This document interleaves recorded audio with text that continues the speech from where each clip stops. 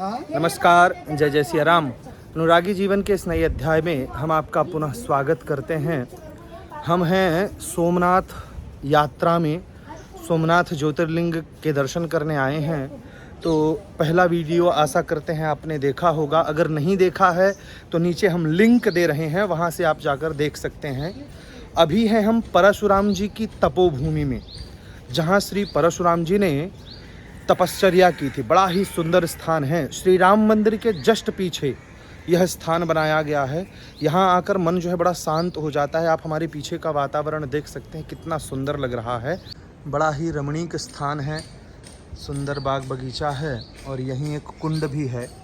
बड़ा ही शांत और स्थिर जल है। कुंड आगे भी है। अभी हमारे मित्र जो हैं शुक्ला जी दर्शन करके आए हैं। और यहीं जो है साहित्येश्वर महादेव, उनके जो है यहाँ शिवलिंग विराजमान है साहित्येश्वर महादेव के नाम से। ये दिख नहीं रहे हैं पर प्रयास करेंगे हम आपको ये दिखाने का। ये देखिए, ये है साहित्येश्वर महादेव। बड़ा ही सुंदर शिवलिंग है। यहाँ नंदी बाबा विराजमान हैं। आगे आप चलते जाएंगे तो एक छोटा सा हवन कुंड है जो जीर्ण है। और यहाँ है परशुराम भगवान का मंदिर। कहते हैं यहीं भगवान परशुराम जी ने तपश्चर्या की थी। ये है वो कुंड। और यहाँ हैं शिवालय हैं, अलग अलग शिवालय बने हुए हैं। इनके अलग अलग नाम भी हैं। यहाँ भी शिवालय ही है। पर ये वो स्थान है जहाँ परशुराम जी ने तपश्चर्या की थी। समुद्र के किनारे का है, इसलिए थोड़ी सी आपको काई इत्यादि दिख रही है। बारिश का मौसम भी है। तो ये है भगवान परशुराम की दिव्य प्रतिमा जो आप देख रहे हैं। ओम जामदग्नाय विद्महे रेणुका पुत्राय धीमहि तन्नो विप्रः प्रचोदयात्, तन्नो विप्रः प्रचोदयात्। तो राम मंदिर दर्शन करने के पश्चात पीछे आकर के कुंड का दर्शन करना चाहिए, यहाँ आचमन करना चाहिए और इसके बाद भगवान परशुराम के दर्शन करने चाहिए। अब यहाँ से हम जो हैं शक्तिपीठ के दर्शन की ओर प्रस्थान कर रहे हैं। गुरु चलें? चलिए गुरु। हम बोल रहे हैं कि भगवान शिव को बार बार स्नान करवा रहे हैं। अब यहाँ में बोले पई थे, हम तो क्या करिए। देखो क्या है ना, भाषा जो है यह दो तरह से शुद्ध होती है। एक स्वयं के प्रयास से और दूसरा सत्संग से। सत्संग से बहुत सारी चीज़ें सिद्ध होती हैं, परंतु भाषा जो है सबसे पहले शुद्ध होती है सत्संग से। और स्वयं का प्रयास कब? वो जब आप पढ़ते रहोगे, स्वाध्याय करते रहोगे अच्छे अच्छे ग्रंथों का, तब आप शुद्ध होगी। तो गृहस्थ व्यक्ति, गुरु हमारे गृहस्थी हैं, ठीक है, नाना जंजाल में फंसे हुए हैं, तो इसलिए जो है वो अपने कार्य क्षेत्र के हिसाब से काफ़ी शुद्ध बोलते हैं। तो हमें तो इस बात की तसल्ली है कि कम से कम अपशब्द तो नहीं निकालते हैं। ये है श्री महाकाली शक्तिपीठ। यही वो स्थान है जहाँ माँ भगवती का उदर, पेट आकर के गिरा था। पता नहीं ये लोग जो हैं, यहाँ के लोग इसको इतनी प्रभुता क्यों नहीं दे रहे हैं, क्योंकि है तो यह शक्तिपीठ ही। यहाँ जो ऑटो वाले हैं वो लोग भी जो है यहाँ दर्शन कराने के लिए नहीं लाते हैं। यहाँ जो है क्या कारण है ये पता नहीं है। ये अखंड धूना है, ये मृग है कि व्याघ्र है। ऐसा लग रहा है कि व्याघ्र चर्म है, शुद्ध चर्म ही है, ये आर्टिफिशियल नहीं है, शुद्ध चर्म है, व्याघ्र चर्म है, ऐसा दिख रहा है। तो व्याघ्र चर्म का ही आसन है। हाँ, व्याघ्र चर्म है, यहाँ से पता चल रहा है। हाँ, तो हम कह रहे थे कि पता नहीं क्यों ऑटो वाले लाते नहीं, और अगर आप कहो कि ले चलो तो थोड़ा सा बहस करने लगते हैं, जल्दी से यहाँ लाते नहीं हैं। तो यहाँ बाबा जी बैठे हुए हैं। ये वो स्थान है, माँ भगवती का उदर भाग यहाँ जो है गिरा था, उदर भाग है ना। तो इसीलिए जो है इसको चंद्रभागा महाकाली शक्तिपीठ कहा जाता है। यहीं जो है महादेव और दत्तात्रेय भगवान की प्रतिमाएं हैं। यहाँ काल भैरव भी हैं, जिन्हें ये यहाँ जो है काल भैरव की स्थापना की गई है। ये हैं भैरवनाथ। तो कहा जाता है कि जितने भी शक्तिपीठ हैं उन सभी शक्तिपीठों में रक्षा करने के लिए भगवान शिव ने ही अपने भैरवों को नियुक्त किया है। देव्यराज सेव्यमान पावनांघ्रि पंकजम व्यालयज्ञ सूत्रमिन्दुशेखरं कृपाकरं नारदादि योगी वृंद वंदितं दिगंबरं श्रीकाशिकापुराधिनाथ काल भैरवं भजे अवंतिकापुराधिनाथ बटुक भैरवं भजे तीक्ष्णदंष्ट्र महाकाय कल्पान्तरदहनोपम भैरवाय नमस्तुभ्यं अनुज्ञां दातुमर्हसि। बोले काल भैरव भगवान की जय। तो यह है शक्तिपीठ का वो रमणीक स्थान जो समुद्र के किनारे विराजमान हैं।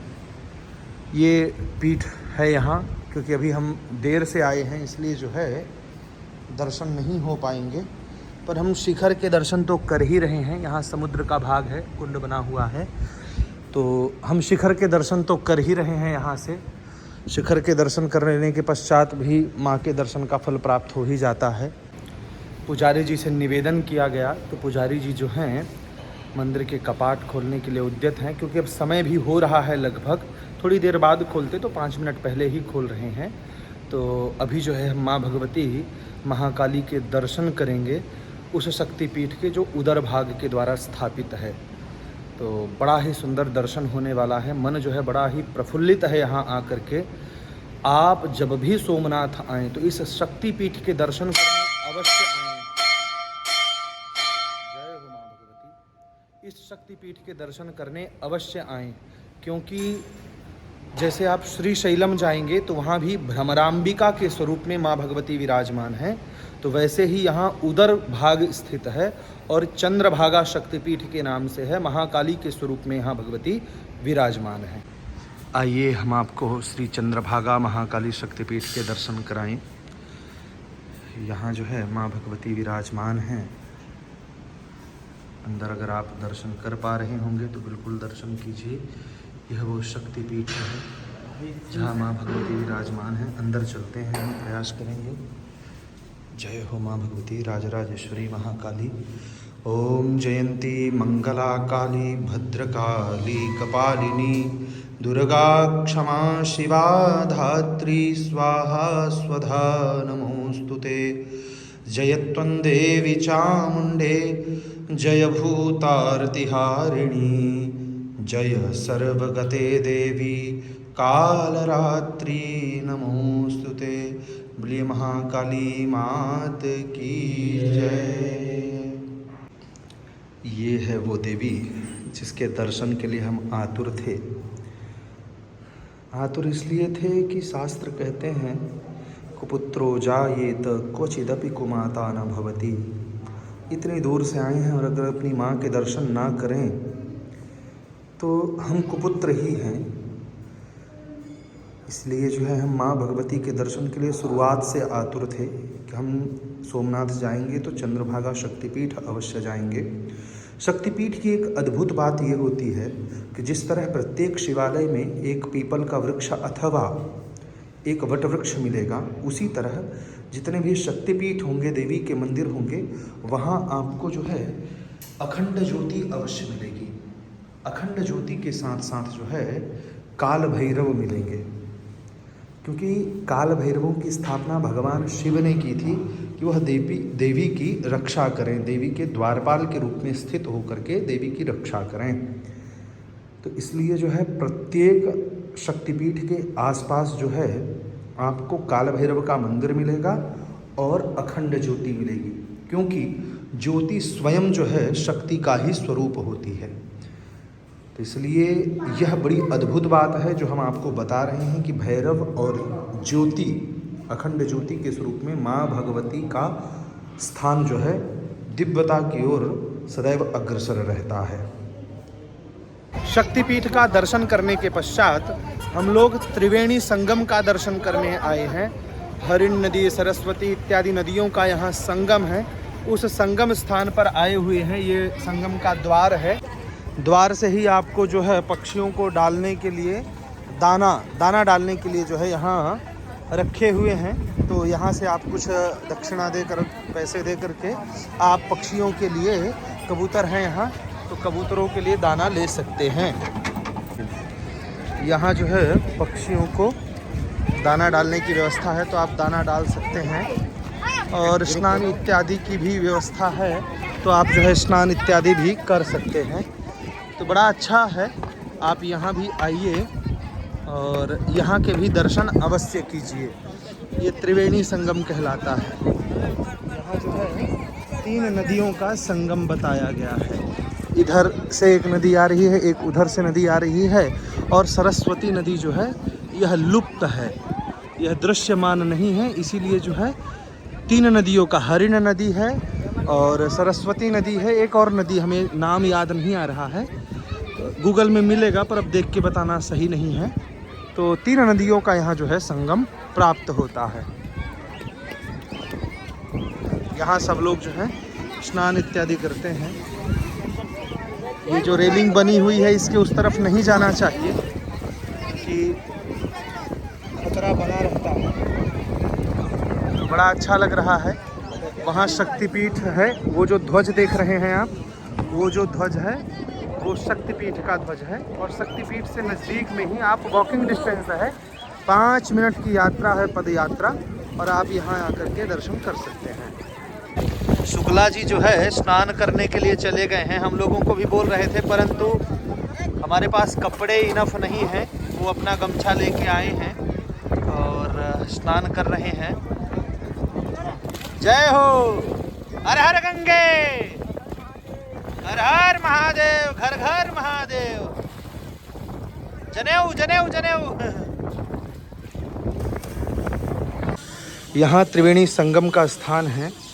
त्रिवेणी संगम का दर्शन करने के पश्चात नज़दीक में ही लगभग 100 कदम की दूरी पर भगवान सूर्य का प्राचीन मंदिर है।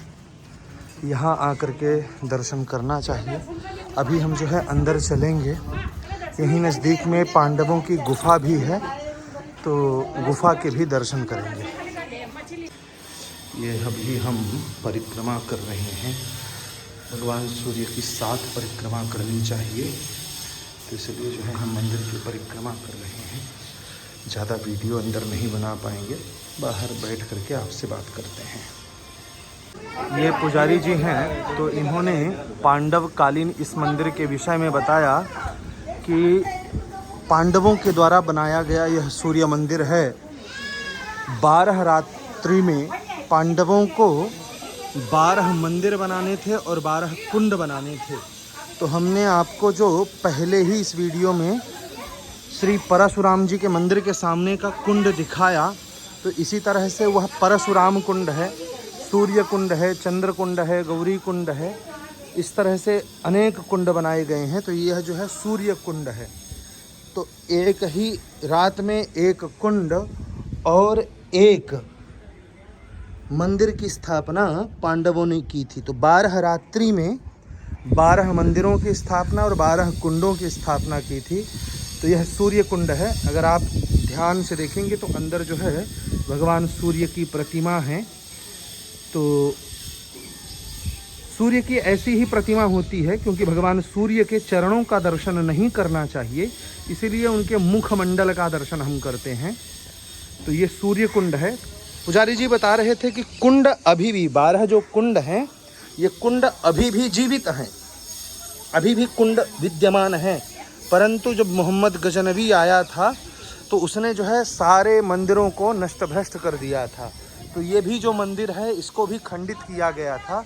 तो सूर्य कुंड बचा, सूर्य मंदिर जो है यह बचा हुआ है। बाकी सारे मंदिर जो हैं यह जो है खंडित हो चुके हैं। तो यह पहला मंदिर था जो भी बचा हुआ है 12 मंदिर में से। तो इसकी यही महिमा है। जब भी आप त्रिवेणी संगम की ओर आएँ तो सूर्य मंदिर के दर्शन अवश्य करें। यहीं से नज़दीक में हिंगलाज माता की गुफा है। इसमें गुजराती में लिखा हुआ है हिंगलाज माता नी गुफा, पांडव गुफा कहते हैं। तो अभी चलते हैं पांडव गुफा की ओर। शुक्ला जी तैयार हैं, चलिए। जय श्री राम प्रभु। ये स्थान है, यहाँ वो जो आप देख रहे हैं वहाँ गुफा है। यहाँ जो है सिद्धनाथ महादेव का मंदिर है। उस छोटे से द्वार से हमको अंदर जाना है। अंदर मोबाइल अलाउ नहीं है, इसलिए जो है हम नहीं ले जाएंगे मोबाइल और वीडियो नहीं बना पाएंगे। यहाँ हिंगलाज माता जी का मंदिर है। जय माँ भवानी। किसी ने सच कहा है, लहरों से डर कर नौका पार नहीं होती, कोशिश करने वालों की हार नहीं होती। देखिए ये पंछी जो है गौरैया, ये अपना घोंसला बना रही है एक डाल पर।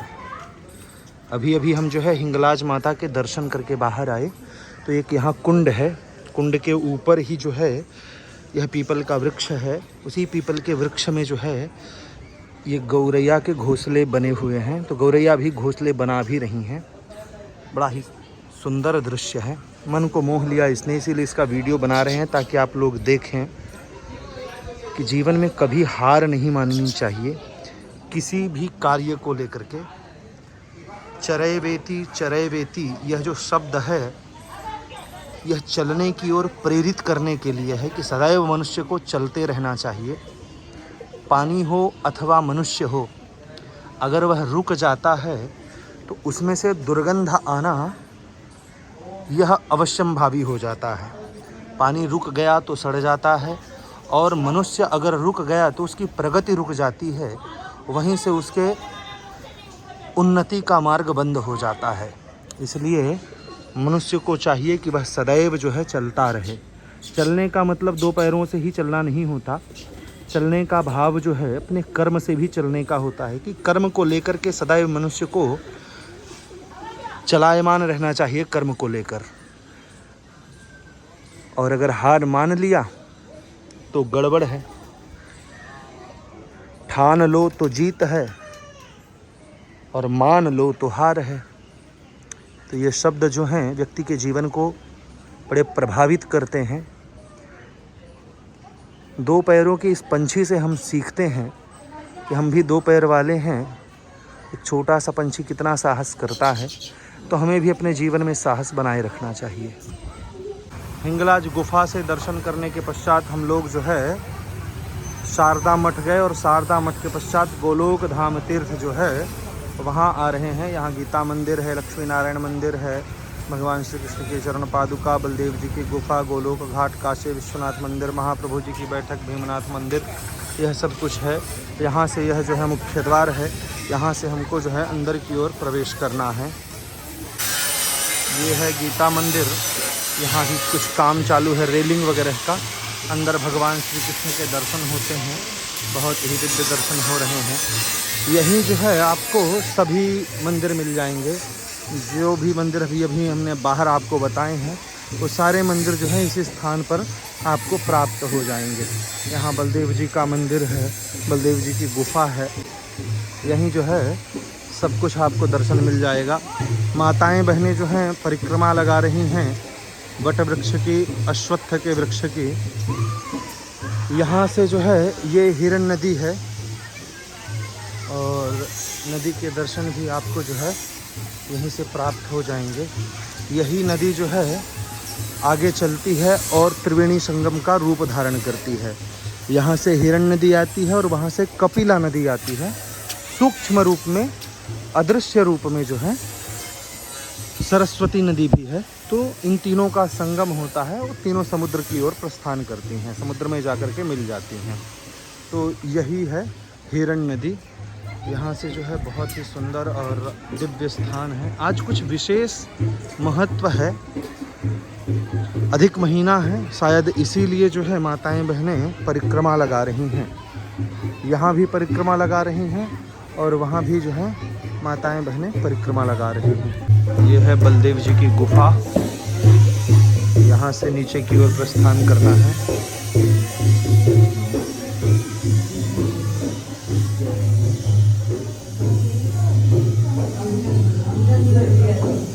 बलदेव जी की मूर्ति है, दिव्य दर्शन हो रहे हैं बलदेव जी के। और अंदर जो है ये बलदेव जी की गुफा है।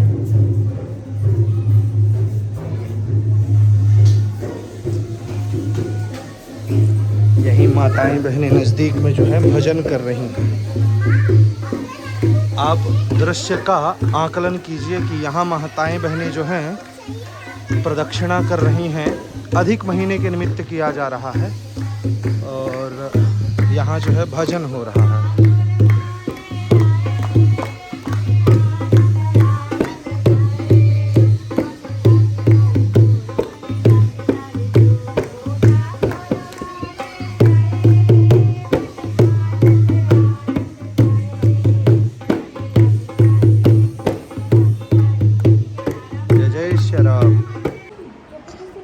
लक्ष्मी नारायण के दिव्य दर्शन कीजिए। बड़ा ही अद्भुत लग रहा है सोमनाथ में आकर के। सोमनाथ की यह यात्रा जो है दिव्य दर्शनों से परिपूर्ण रही। मन जो है यहाँ अटक सा गया है। मन में विचार है कि परिवार को लेकर के एक बार यहाँ अवश्य आएं, क्योंकि बड़ी ही सरलता से दर्शन हो जाते हैं। हम मुख्य मंदिर में गए भी तो वहाँ हमको जो है 20 मिनट में ही दर्शन हो गए। तो जहाँ भी आ रहे हैं वहाँ भी बहुत ही शीघ्र दर्शन हो जा रहे हैं और बड़ी सरलता से बड़े अच्छे दर्शन हो रहे हैं। तो इसलिए मन में विचार है कि अभी जो है परिवार के साथ आकर के दर्शन करें। ये जो आप देख रहे हैं गरुड़ जी हैं, भगवान के वाहन, और माँ भगवती ये जो है कमल पर खड़ी हुई हैं। तो ये हरा हरा जो आप देख रहे हैं यह जो है कमल की नाल है, और यहाँ जो ये देख रहे हैं यह गरुड़ जी हैं। तो गरुड़ जी के दर्शन कीजिए और भगवान विष्णु और माँ भगवती लक्ष्मी के दर्शन कीजिए। माँ भगवती लक्ष्मी आप सबका भंडार बनाए रखें। भगवान विष्णु मोक्ष प्रदान करें, मुक्ति प्रदान करें, यही भगवान विष्णु के श्री चरणों में प्रार्थना है। अधिक महीना के निमित्त जो है यहाँ माई लोग जो हैं परिक्रमा कर रही हैं। सिर्फ माताएं नहीं हैं, बहन वर्ग भी है जो अधिक महीना के निमित्त जो है पीपल में भगवान विष्णु का वास होता है। और सच में जो है यहाँ देखिए आप, एक फ़ोटो के माध्यम से भगवान विष्णु का वास ही करा दिया गया है। तो मन को बड़ा अच्छा लग रहा है देख करके। और माताएं बहनें जो हैं परिक्रमा कर रही हैं। ये केवल और केवल अधिक मास के निमित्त है कि सोमनाथ महादेव आप आए हैं तो महाप्रभु की बैठक के सामने, ये महाप्रभु की बैठक है, तो महाप्रभु की बैठक के सामने ही जो है पीपल का जो पेड़ है उसी में जो है परिक्रमा कर रही हैं। अगर आप गौर से देखेंगे तो यहाँ आपको शुकदेव के भी दर्शन होंगे। ये शुकदेव बने हुए हैं, तो बड़ा अच्छा लग रहा है। भगवान श्रीहरि इन माताओं बहनों का शीघ्र जो है मंगल करें। जो भी कामना से ये लोग कर रहे हैं उन कामनाओं को भी भगवान पूर्ण करें। बहुत ही अच्छा लग रहा है।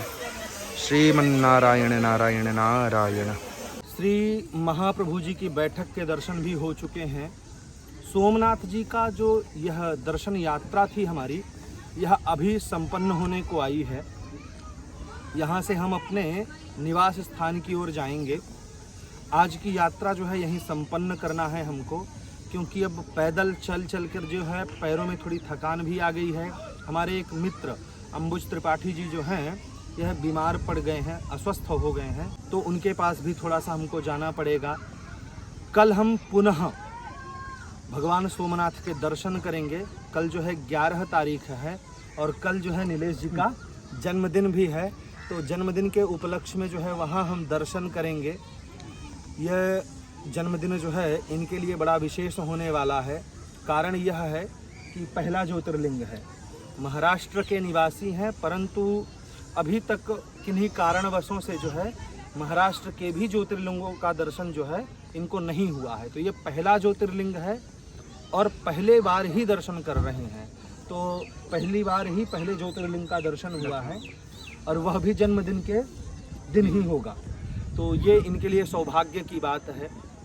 तो हमारी तरफ से कल की जो जन्मदिन की बधाई है हम आज ही प्रदान करते हैं कि जन्मदिन की बहुत बहुत शुभकामनाएं। धन्यवाद। आप सब लोग भी इनको कमेंट बॉक्स में जन्मदिन की शुभकामनाएं दे सकते हैं। आशा करते हैं कि यह वीडियो आपको पसंद आया होगा। अगर वीडियो पसंद आया है तो वीडियो को लाइक करें, चैनल को सब्सक्राइब नहीं किया है तो चैनल को सब्सक्राइब अवश्य करें, ताकि इसी तरह के ज्ञानवर्धक और महत्वपूर्ण वीडियो हम आपके लिए ला सकें। आप सभी को जय जय सिया राम, हर हर महादेव।